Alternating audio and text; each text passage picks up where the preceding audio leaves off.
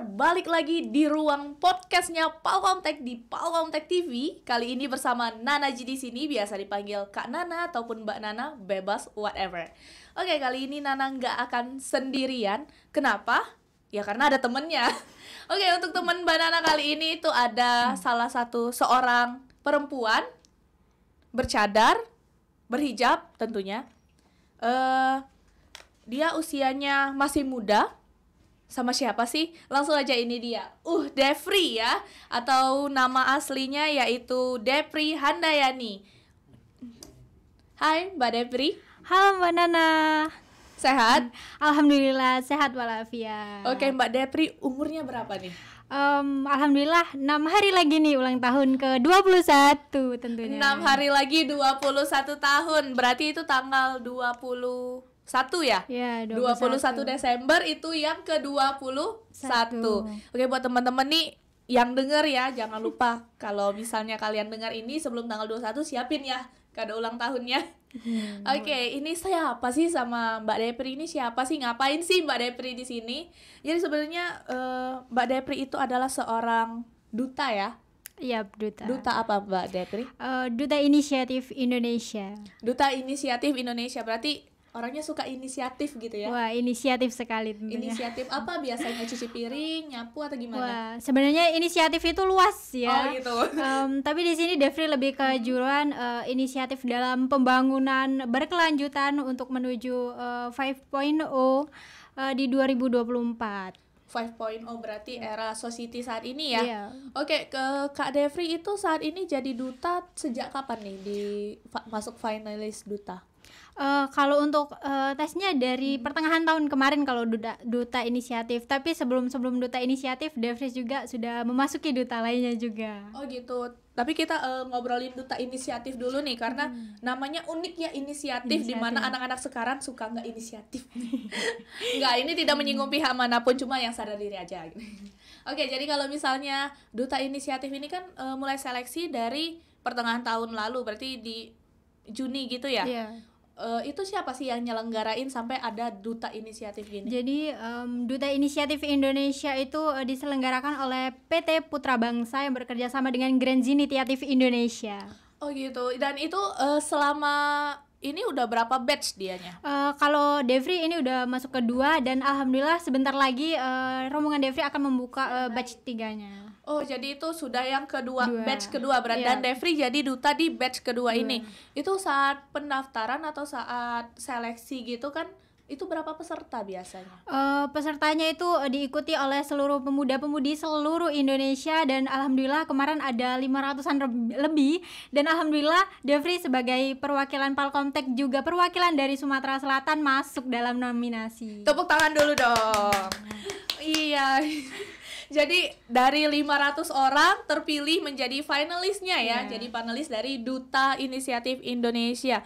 Itu panjang ya, selama 6 bulan. Itu offline, online, atau perlu tatap muka langsung gitu? Itu semuanya offline dalam pemilihannya, dan itu seleksinya juga sangat wow. Ada tes tertulis, ada administrasinya juga, terus ada wawancaranya juga tentunya. Ada wawancara juga. Wawancara dilakukan secara online atau secara langsung? Online? Secara online, berarti itu via apa, Zoom ya? Iya, Zoom. Itu berapa kali tahap wawancaranya gitu? Kalau keseluruhan itu ada 3 tahap wawancara. Itu apakah selama persiapan atau selama menempuh tahap-tahap menjadi duta ini itu ada kesusahan nggak, ada kesulitan nggak? Wah, ya kesulitan itu pasti tentunya ada ya Kak. Tapi di sini Depri sebagai duta inisiatif yang gimana harus inisiatif, gimana untuk menentukan untuk Depri bisa mengikuti tes-tes tersebut dengan cara belajar, terus mencari pengalaman dulu di luar, terus mempersiapkan fisik dan mental juga tentunya. Itu dari sekian banyak tahap dan waktu yang dilewatin, itu yang paling susah menurut Depri apa nih, yang paling aduh ini agak berat ya gitu, tapi aku inisiatif untuk menyelesaikannya gitu? Kalau dari beberapa tahap yang paling gimana gitu itu di tahap interview atau wawancara, karena dalam interview itu kita juga harus memiliki skill public speaking tentunya. Terus harus memiliki keberanian, harus memiliki ilmu atau pengalaman juga untuk melakukan interview tersebut. Itu kan 3 kali ya tahap interviewnya. Yang paling menegangkan itu 1, 2, 3 atau gimana? Yang paling menegangkan atau semuanya menegangkan gitu? Semuanya sebenarnya sih menegangkan sih, tapi alhamdulillah Devri bisa melewati dengan baik. Ya gitu. Itu saat wawancara berapa sih orang yang menilai Devri gitu? Itu jurinya itu lebih dari 10 orang, tapi satu orang itu satu juri dan pertanyaannya itu lebih dari 20 pertanyaan. Oh gitu. Jadi ini saat ini sudah menjadi panelis dari Duta Inisiatif Indonesia ya. Dan selain duta dari Selain Duta Inisiatif Indonesia itu pernah juga menjadi Duta Muslimah Hijab tahun ini juga 2022. Benar? Benar banget. Itu siapa yang nyelenggarainnya? Kalau Duta Inisiatif Indonesia itu sebelumnya kan ada Duta Muslimah Hijab. Itu yang nyelenggarain itu dari Putri Hijab, yang dimana itu sebagai duta, kan ada putri, ada duta. Kalau duta itu di bawahnya putra putri gitu. Dan itu tuh dipilihnya itu kayak dimana syar'i kita dan kegiatan-kegiatan kita yang bersyar'i tapi bisa masih mengikuti organisasi atau kegiatan lain. Oke, jadi itu di tahun ini di bulan berapa kalau boleh tahu? Kalau Duta Muslimah itu di bulan September kemarin baru juga. Bulan September kemarin. Terus balik lagi ke Duta Inisiatif, sebenarnya tadi kan peranan untuk membangun atau mengikuti teknologi di 5.0 era society saat ini, itu contohnya gimana sih? Devri itu Duta Inisiatif lebih ke penghijauan atau pelestarian lingkungan, yang dimana bulan Oktober kemarin Devri diamanatkan oleh Sumatera Selatan itu dikirim ke Kepulauan Bangka Belitung sebagai peserta Peransakan Nasional tahun 2022, dan di situ Devri mengikuti suatu penanaman 1000 pohon dan pembersihan pantai Takari di sana. Berarti itu ikutan kegiatannya selama berapa hari di sana? Kegiatan di Bangka Belitung pada saat itu keseluruhan itu 9 hari dan ditambah lagi 3 hari itu karantina dulu di Provinsi Sumatera Selatan. Oke, ini seperti yang kita tahu, Devri itu terdaftar sebagai mahasiswa di Institut Teknologi dan Bisnis Palkomtek juga ya. Jadi selama menjalani kegiatan-kegiatan organisasi juga tetap masih menjalankan kuliah. Iya, tetap dong, kuliah nomor 1. Tetap kuliah. Dan itu gimana ketika misalnya saat kuliah ada juga kegiatan organisasi, misalnya tadi ada yang seleksi, ada kegiatan mau keluar kota, itu kuliahnya gimana tuh? Untuk seleksi juga itu sebenarnya sudah ditentukan dari sananya. Mereka melakukan seleksi itu melihat waktu dari kuliah-kuliah di Indonesia itu kapan sih liburnya, ini kegiatan ini bakal mengganggu kegiatan mereka nggak sih di kuliahannya. Jadi mereka itu sudah menentukan kapan itu akan diselenggarakan, dan alhamdulillah waktu Devri ikut tes tersebut itu nggak mengganggu kuliah. Bahkan dari kuliah, dari dosen-dosen juga itu menyemangati dan kasih support lah seperti itu, karena juga kan membawa nama kampus keluar. Iya, benar banget. Jadi untuk Devri sendiri masalah waktu tetap bisa memanajemennya ya, dan dapat support dari berbagai pihak juga. Nah, selain dari Duta Inisiatif tadi untuk membangun 5.0 sebagai Duta Muslimah, pernah juga menjadi Duta Kesehatan Mental Indonesia nih. Iya, alhamdulillah banget. Oke, ini kalau boleh tahu Devri punya TikTok? TikTok ada. Instagram aktif ada, ya? aktif banget. Instagramnya di mana, boleh dikasih tahu? Oke, jadi Devri punya Instagram itu udah Devri diriin dari Devri SD sampai sekarang. Wow. Instagramnya dan tetap namanya itu @ukh_Devri Handayani. Devri ya. Yeah. Jadi kalau misalnya teman-teman mau cek nih seberapa aktifnya Devri, itu cek di Instagramnya. Dan lanjut nih, sebagai Duta Kesehatan Mental Indonesia, kenapa bisa? Jadi ceritanya gini, Devri itu dari kecil itu sudah mengenal beberapa teman-teman dari penyandang disabilitas gitu, seperti tunarungu, tunawicara, dan akhirnya Devri juga menguasai bahasa mereka, dan Devri juga memiliki skill dalam bahasa mereka.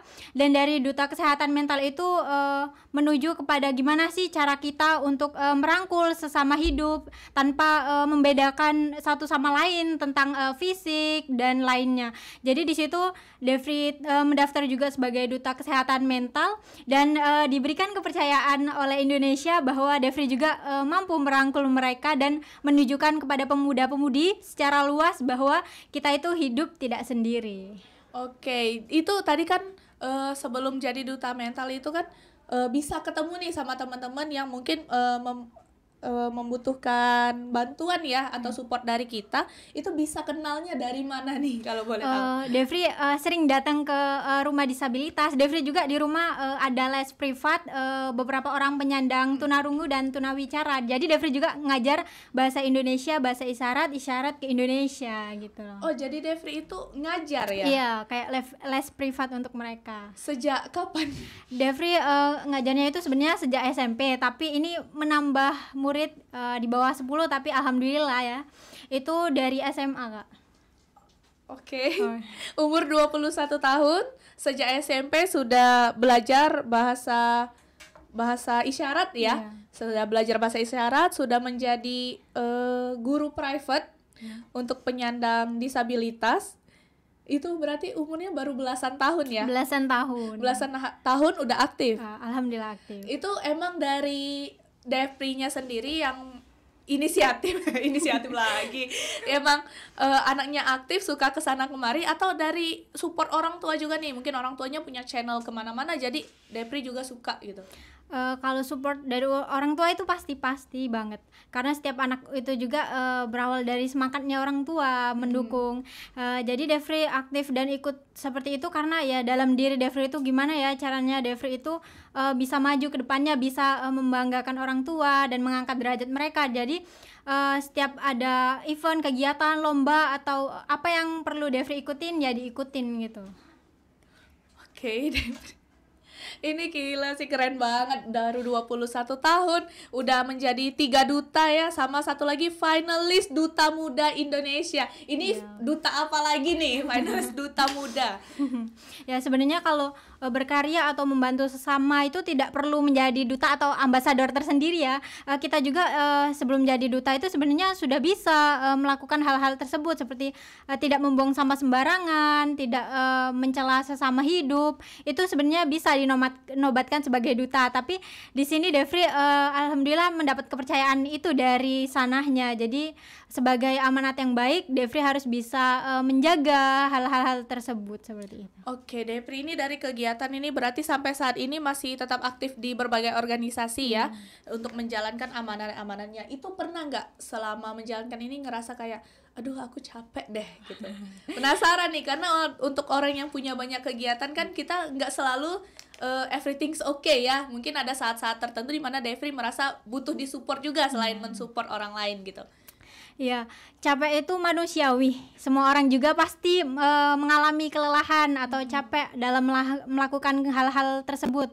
Tapi di sini Devri dalam lelah itu ya nggak apa-apa, kita kalau lelah ya istirahat. Yang penting kuncinya satu, jangan pernah menyerah dan bangkit lagi. Jadi gini loh Kak, mungkin kita juga pernah nih mendengar dari suatu perkataan tokoh inspiratif juga nih, R.A. Kartini yang pernah berkata bahwa apabila anak bangsa telah berpendidikan, maka ilmu dan pendidikan seluruh bangsa adalah janji dari waktu. Maka dari itu apabila kita masih bisa bermimpi, teruslah bermimpi, jangan pernah menyerah.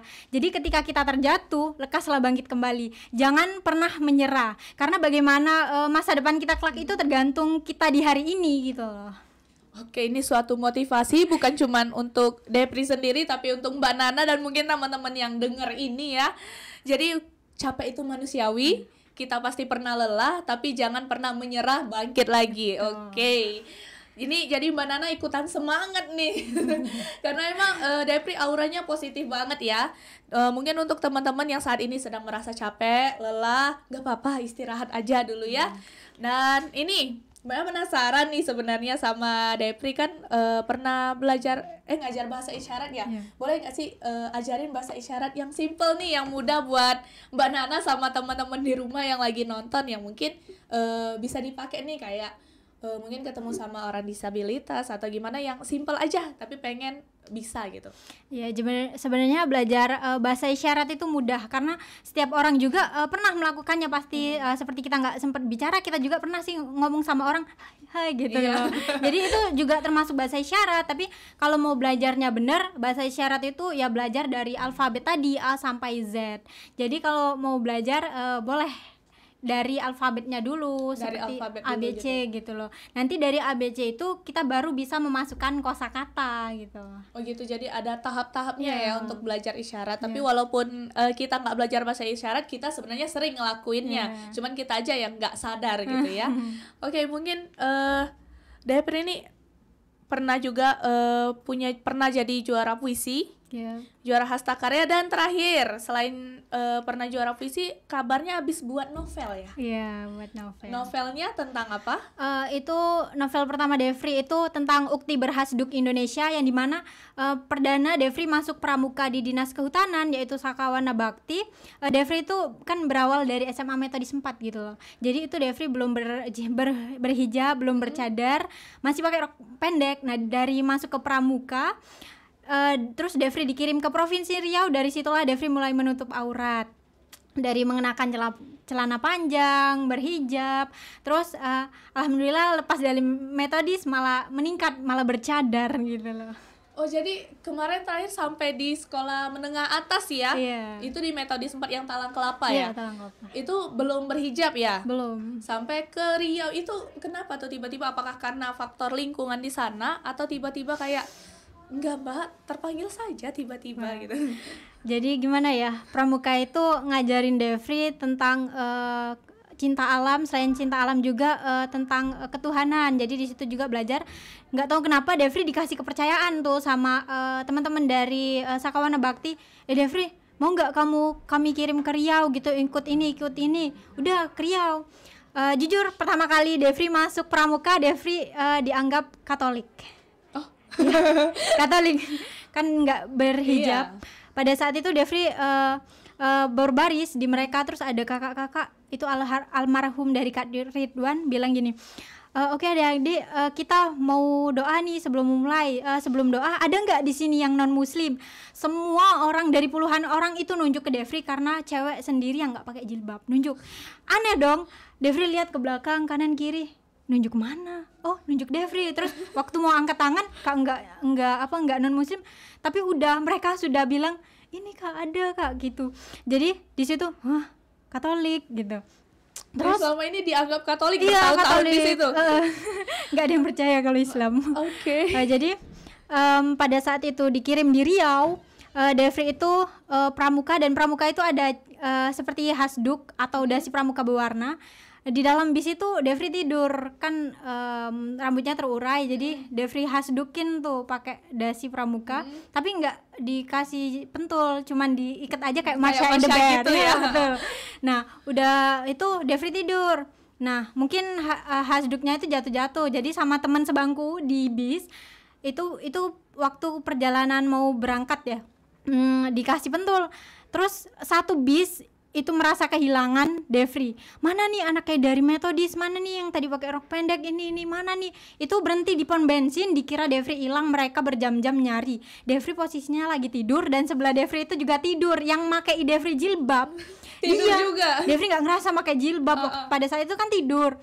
Jadi semuanya nyari kan dengan identitas, oh ini Metodis yang nggak pakai jilbab. Kok nggak ada dalam bis, semuanya berjilbab gitu loh. Naik turun bis nyari nggak ketemu. Terus pas nyari ada orang lihat muka, oh ini yang dari Metodis, loh kok berjilbab, Masya Allah kok bisa gitu, oh kok cantik kayak gini. Terus baru bangun yang sebelah, oh iya ini saya pakai jilbabnya gara-gara kamu kita bercarian gitu di dalam bis menuju ke Riau. Dan sampai Riau kan lomba kan, itu mewakili Sumatera Selatan dalam kegiatan regional juga. Dan dari situ banyak orang deket Devri. Gue lihat Devri nih kok pakai jilbab itu kayak ada aurora apa gitu. Terus mereka kan di situ ada bazar, mereka ada yang beli jilbab, bahkan cowok dia kan pakai celana, bahkan dia nganter, Kak Devri ini celana aku loh, mau nggak kamu pakai celana biar nggak rok pendek gitu, biar nggak keterbuka auratnya gitu. Jadi pada saat itu oh iya kak nggak apa-apa, jadi Devri pakai. Terus ada juga yang ngasih-ngasih gitu, Devri aku bawa baju pramuka 2 nih, mau nggak pakai katanya. Wow. Buat ganti biar bisa enak gitu. Terus lama-lama Devri pakai celana, pakai baju panjang, pakai jilbab. Terus dari situ oh nyaman juga ya, oh mungkin juga terus Devri jelasin ke mereka kalau metodis kan nggak boleh yang panjang-panjang. Jadi Devri ketika pramuka itu pakai tertutup, ketika Devri di sekolah ya gitu. Iya, dibuka Buka lagi. lagi. Karena emang peraturannya di sana Iya. gitu ya, kebijakannya. Dan hijrah itu juga butuh proses. Dari yang awal rok pendek jadi pakai celana, dari celana nanti rok, dari yang baju pendek jadi panjang, terus yang pakai jilbabnya tadi diikat-ikat. Gini ya contohnya ya. Diikat-ikat. Terus lama-lama panjang, kok lama-lama jadi tertutup gitu. Jadi dari situlah Devri mulai enak ya gini pakai ini. Terus pada saat sebelum itu juga Devri sholat nih. Terus ada orang lari ke pembina pramuka, kak itu yang non muslim kok sholat? Emang kalau di metodis non muslim boleh sholat ya kak? Aduh. Gitu nanya, terus diceritain sama kakak itu. Ditanya Devri Islam, iya Islam. Kenapa nggak menutup aurat? Karena Devri sekolah di situ. Terus dari situ juga Devri mulai ngerti lah sedikit-sedikit tentang Islam. Devri mulai menutup sedikit demi sedikit dan menyelesaikan sekolah dulu di metodis. Jadi ceritanya gini, Devri mau pakai jilbab dan menutup aurat itu karena Devri takut itu akan ada 4 orang laki-laki yang akan masuk ke neraka. Yang pertama itu adalah ayahmu, kedua adalah suamimu, ketiga adalah saudaramu, yang terakhir adalah anak-anak lakimu kelak. Jadi Devri nggak mau mereka masuk neraka gara-gara Devri membuka aurat gitu. Jadi mau nggak mau sedikit demi sedikit Devri menutup aurat gitu loh. Jadi dari situlah Devri nyaman. Gimana sih caranya Devri harus menutup aurat gitu. Oke, jadi itu kayak hidayah yang datang tiba-tiba. Tiba-tiba. Dan memang Devri di saat hidayahnya datang itu dapat support juga, dan Devri juga nerima gitu ya di saat itu, walaupun ada prosesnya nggak langsung. Itu waktu saat itu tuh di kelas berapa SMA kemarin waktu berangkat ke Riau itu? Itu kelas 1 SMA. Kelas 1 SMA berarti Keren. awal masuk SMA itu udah ada kejadian kayak gitu. Jadi bener-bener. selama sekian tahun itu mencari tahu ya, Iya. mencari tahu tentang menutup aurat segala macam. Tapi itu belajarnya malah dari pramuka. Iya, pramuka itu banyak banget pelajarannya. Banyak banget pelajarannya sampai di titik ini. Iya, Dan itu alhamdulillah. kemarin waktu keluar dari SMA metodis enggak deh. Waktu masih sekolah di metodis itu ada nggak niatan kayak aduh aku kayaknya pengen pindah sekolah deh gitu. Gimana ya? Kalau pindah itu kayaknya nggak mungkin juga sih, tapi kemauan. Mau pindah nanggung juga, terus uangnya juga kan. Jadi ya udah bertahan. Tapi alhamdulillah di metodis juga kalau berangkat sekolah Devri pakai celana panjang, tapi kalau udah masuk gerbang Devri ganti rok pendek dulu. gitu. Dan alhamdulillah pada saat itu metodis kan kayak nggak ada Islamik gimana gitu ikoniknya. Terus di situ Devri alhamdulillah ada ketua OSIS itu masih sama Kak Rian. Devri sama Rian dan beberapa guru yang Islam mendirikan majelis taklim di dalam metodis, dan mendirikan musola juga dalam metodis. Itu Pada saat itu. iya, pada saat itu juga sebenarnya sih ditolak pada situ. Ini Yayasan Gereja Metodis Indonesia loh. Gimana? Jadi waktu itu debat-debat akhirnya berhasil minta satu ruangan untuk dijadikan musola, dan setiap hari Jumat itu pulang sekolah kita majelis taklim dulu bareng-bareng. Jadi yang Islam juga bisa berkegiatan gitu. Oh gila, keren. Ini gila ceritanya dari seorang Devri yang baru 21 tahun ya. Ini di luar dugaan ya, di masa SMA-nya yang biasa SMA tuh identik dengan cinta-cintaan, first love, falling in love yang pertama segala macam. Ini ceritanya agak beda. Mungkin first love juga, first love dengan yang di atas ya. Kayaknya itu luar biasa ya kisah cintanya. Ini masa SMA-nya paling indah sih dari sekian banyak yang Mbak Nana dengar, dari teman-teman dengar, kayaknya ini yang paling indah ya. Untuk Devri sendiri gimana perasaannya bisa sampai di titik ini gitu, di umur sekian sudah begini? Alhamdulillah, intinya Devri itu lega banget sudah berhasil melakukan pencapaian sampai detik ini, dari Devri yang A sampai Devri yang B itu bisa berada di titik ini. Pokoknya lega dan bangga banget atas pencapaian tersebut. Tentunya tidak luput dari dukungan orang tua, juga pendekatan Devri ke Tuhan. Dari hijrah juga Devri melakukan banyak pengalaman perjalanan yang manis pahit, dan sampai detik ini Devri sudah berada di posisi ini. Oke, itu saat ini kan bercadar ya, dari yang sebelumnya bajunya pendek, rok pendek. Itu dari keluarga apakah pernah ada pertentangan, pertanyaan gimana, atau langsung support aja gitu?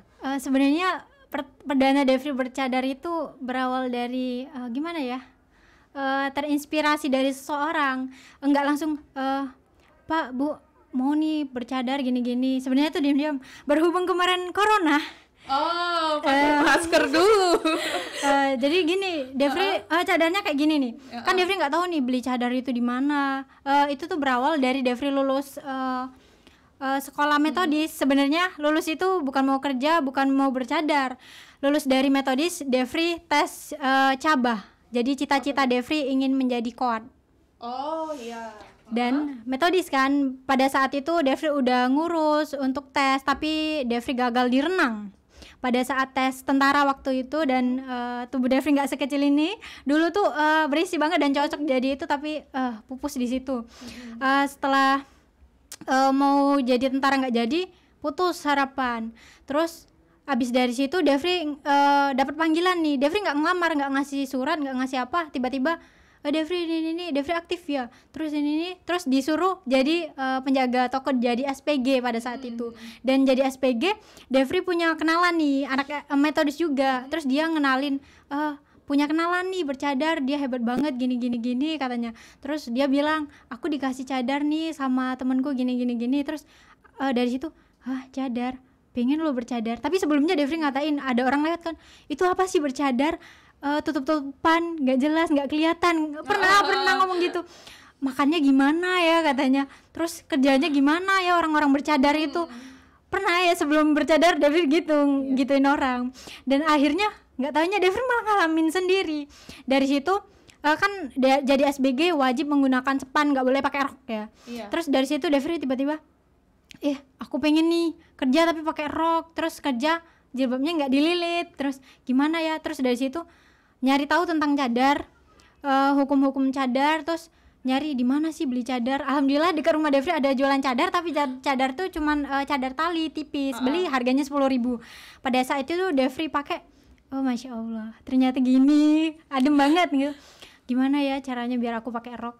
Jadi pada saat kerja itu Devri bilang sama temen, aku mau resign nih dari sini karena aku cuma mau pakai rok gitu. Terus dia bilang, cuma mau pakai rok kamu ngorbanin kerja. Dan pada saat itu Devri udah dinaikin jabatan jadi kasir. Harusnya bertahan dong dengan gaji yang naik. Tapi di situ Devri bilang, Devri nggak mau gaji naik, tapi Devri nggak syar'i, maunya ke Tuhan gitu. Kalau soal gaji gimana itu nanti biar berusaha lagi, pasti Tuhan selalu berada sama orang-orang yang bersabar gitu. Dan pada saat itu Devri keluar, terus dikata-katain lah, tuh kan keluar jadi nggak dapet kerjaan, dibilangin kalau pakai cadar itu susah cari kerjaan, mending nggak usah bercadar, susah cari kerjaan, susah disukain sama lelaki kan.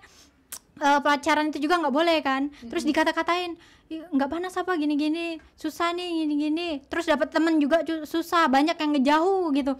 Terus pada saat itu Devri berserah sama Tuhan, berdoa-doa, dapat panggilan, kerja dua. Kerja di mana tuh? Itu di percetakan dan fotografer Samawa. Pada saat itu berhubung yang punya foundernya itu guru Devri waktu SMA Metodis, tapi dia udah resign dari Metodis. Namanya itu Pak Sandi Nazwi, dan istrinya juga, mereka dari UIN dan mereka membangun usaha tersebut. Jadi dari situ Devri pakai cadar tuh masuk. Alhamdulillah langsung diterima karena mereka juga percaya dan tahu tentang Devri. Pakai cadar pendek Devri masukin kayak, jadi jatuhnya kayak masker gitu ya, tapi kalau waktu kerja dikeluarin kayak gini, kalau pulang dimasukin. Jadi kalau orang tua atau orang-orang lihat, oh itu bukan cadar, itu masker. Jadi mereka biasa aja, nggak ngeliat-ngeliat. Terus 1 bulan 2 bulan Devri kerja di situ, Devri pakai yang bukan yang gini, yang ininya ada tutup. Ya, ada Tutup. kayak nikop gitu. Jadi kalau ini dimasukin kan kayak apa, masker. Kalau yang ada itu ininya dimasukin nggak kelihatan masker, malah tetap cadar. Jadi pas Devri jalan ada temen Devri, Devri mau ikut nggak, sini aku antri ke rumah. Oh iya, naik motor. Lupa dimasukin. Ya kalau dimasukin juga masih kelihatan.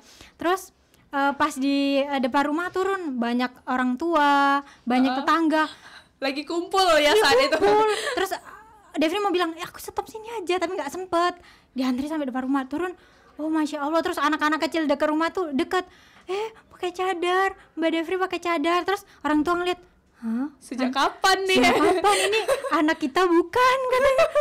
Jadi pada saat itu, ya ampun, kenapa harus ngikut dia? Jadi aku sampai sini nggak bisa ganti atau lepas cadar gitu, malah kepake sampai rumah. Jadi pada saat itulah orang-orang tahu Devri bercadar. Sebelumnya Devri bercadar tuh diem-diem, cuman di depan orang yang nggak kenal aja Devri bercadar. Kalau kenal ya kayak masker gitu. Sudah dari situ lambat-lambat orang tua ngedukung. Oh masya Allah, ternyata kamu hijrah. Soalnya banyak orang-orang sekarang tuh pergaulannya bebas karena nggak menutup aurat dan menjadi pusat perhatian gitu loh. Yaudah, dukung aja orang tua. Kakak juga dukung. Terus banyak orang ngantarkan Devri dari metodis, nggak ada apa yang syar'i. Jadi banyak dari saat kejadian itu diantar cadar, diantar baju-baju panjang. Alhamdulillah dapat banyak bantuan baju-baju gitu. Jadi lama-lama membuang baju yang terbuka dan mendapatkan baju-baju yang tertutup. Jadi pada saat itulah Devri perdana pakai cadar secara resmi ya. Secara resmi ya. Udah centang biru saat itu. Mungkin saat itu tebengannya itu untuk mengofisialkannya ya. Terima kasih buat yang nebengin. Iya, masih ingat sama orangnya? Masih buat dia. Orangnya yang lagi nonton mau disebutin namanya? Iya, dia Ayu, temannya Sekar ya. Dia Ayu, temannya Sekar ya. Jadi kalau misalnya nonton ini ya, terima kasih pada saat itu ya Devri akhirnya launching. Makasih banget loh. Secara resmi. Oke. Panjang ya perjalanannya. Tapi itu walaupun ceritanya panjang, tapi ternyata waktunya cukup singkat ya kalau misalnya dihitung secara tahunan aja. Tapi perjuangannya itu luar biasa sampai hari ini masih tetap istiqomah dan kedepannya juga semoga masih selalu istiqomah dan tetap membawa banyak prestasi ya. Dan selama bercadar ini seperti yang tadi dibilang kan, pasti nanti susah dapat kerja, aktivitasnya susah. Apakah itu relate dengan yang sekarang dirasakan? Susah dapat kerja. Sebenarnya itu susah-susah gampang. Tapi di sini Devri sebagai duta inisiatif, gimana sih caranya Devri tetap mempertahankan syar'i, tetap mempertahankan cadar, tapi bisa bekerja dengan cara gimana nyari kerja yang nggak terlalu tertutup, terbuka gitu loh, nggak terlalu ketat. Kan ada tuh menerima kerja tapi harus good looking, terus harus anggun, terus nggak boleh kewer-kewer bajunya. Jadi di sini Devri muter otak gimana ya caranya Devri tetap cari uang tapi tetap mempertahankan syar'i dengan cara, wah Devri kan pernah nih jadi fotografer, gimana kalau Devri ndiriin fotografer, karena kalau Devri jadi foundernya terserah dong mau stylenya gimana.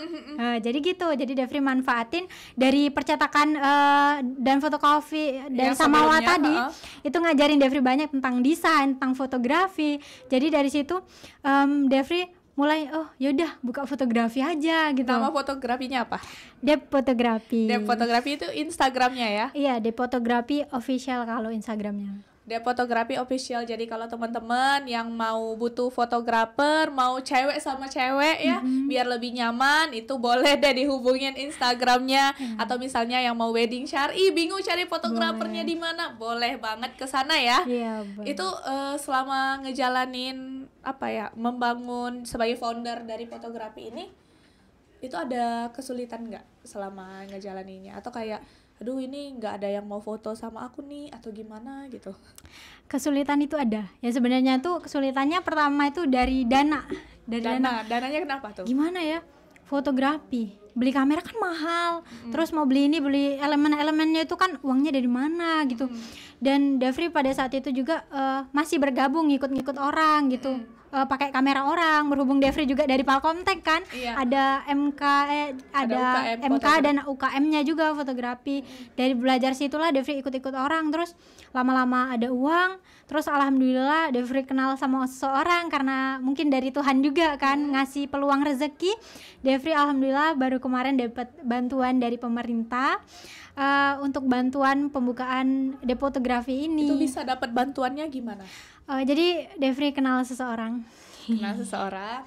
Ya itu dari pendakian juga. Jadi Devri terakhir mendaki Gunung Kerinci pada saat itu. Mendaki di Kerinci, Devri kenal sama orang dan berhubung orang ini juga kerja di pusat.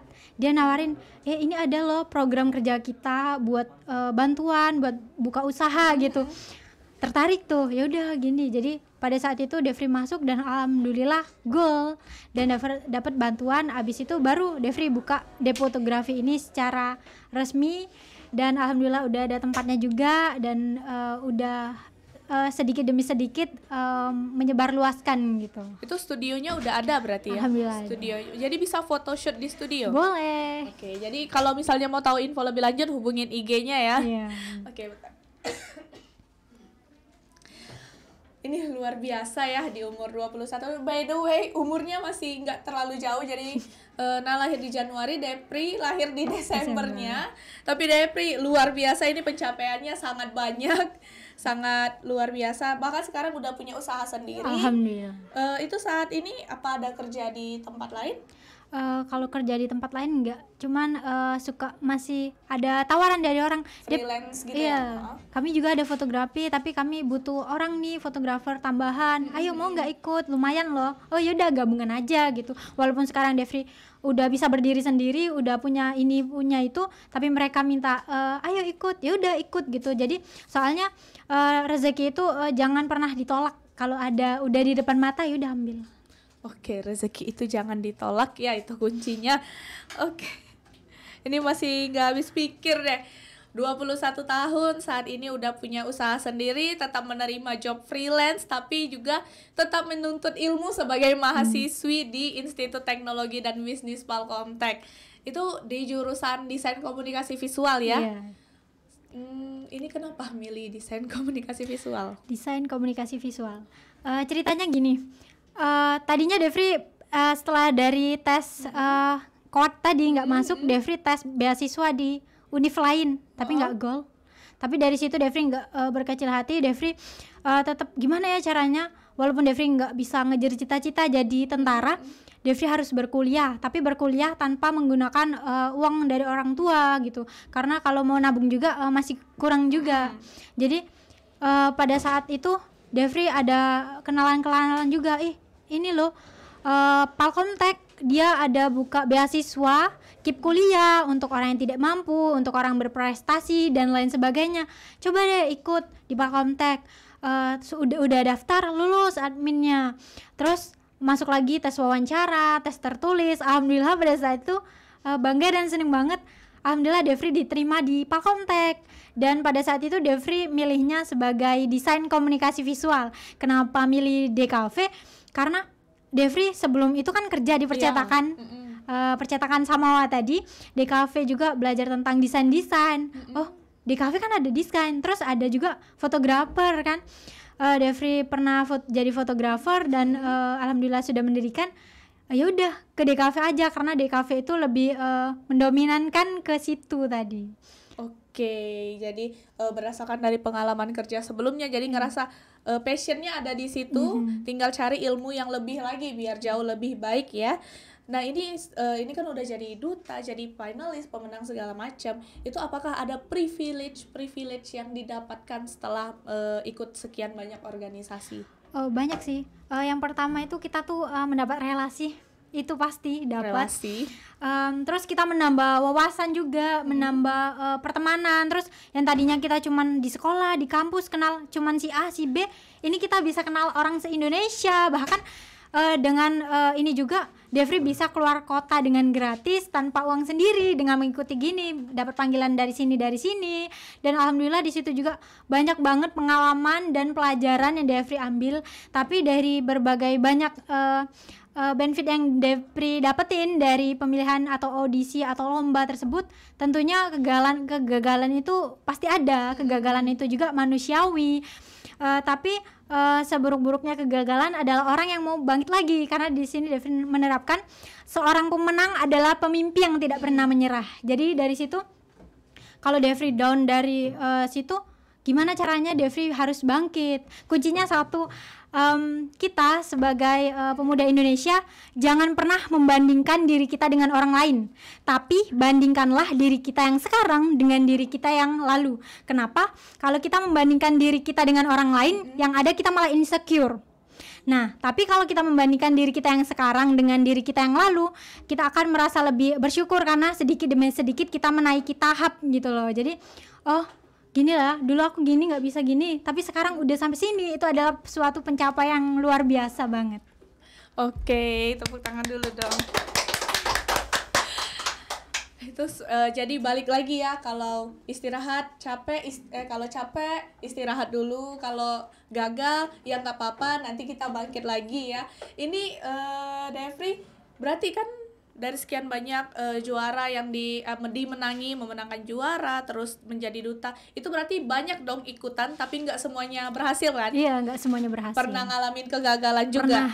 Dan dari masalah insecure tadi, berarti sebelumnya Devri juga pernah dong merasa insecure akan orang lain ya? Iya, pernah. Sampai akhirnya bisa mencintai, menerima diri sendiri saat ini, jadi lebih bersyukur. Iya. Apakah terkadang masih ada terlintas rasa insecure? Insecure itu sebenarnya ada, cuman bagaimana diri kita untuk menghilangkan rasa insecure tadi. Seperti misalnya kita lomba nih, oh dia lebih pintar nih dari kita, dia lebih good looking dari kita, itu membuat kita down kan. Aduh, kok jadi gini, jadi aku takut, nggak mau nyoba lagi. Tapi dari situ kita harus gini, hidup yang kita keluhkan adalah hidup yang orang lain inginkan.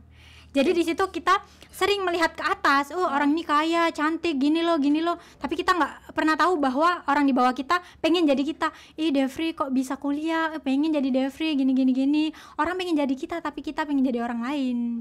Benar. Rumput tetangga selalu lebih hijau ya. Jadi hidup yang kita keluhkan hari ini adalah hidup yang orang lain inginkan. Kalau orang lain inginkan, kita yang punya, ya udah kita yang jaga aja ya. Oke, Devri, ini sebenarnya masih banyak yang pengen ditanyain, cuman kayaknya udah panjang banget. Tapi kalau teman-teman mau tahu lebih lanjut tentang Devri, balik lagi silakan follow Instagramnya, boleh DM? Boleh ya. Jadi kalau berteman tetap bisa. Terus Devri ini masih nggak habis pikir sih tentang duta inisiatif ini. Devri ada pesan dan kesan nggak untuk teman-teman mahasiswa yang mungkin saat ini sedang bingung nih nanti mau ke depannya mau gimana, atau memusingkan, aduh kok orang lain bisa punya relasi yang gini-gini, kok aku nggak punya gitu. Ada nggak yang pengen disampaikan ke teman-teman sesama mahasiswa gitu?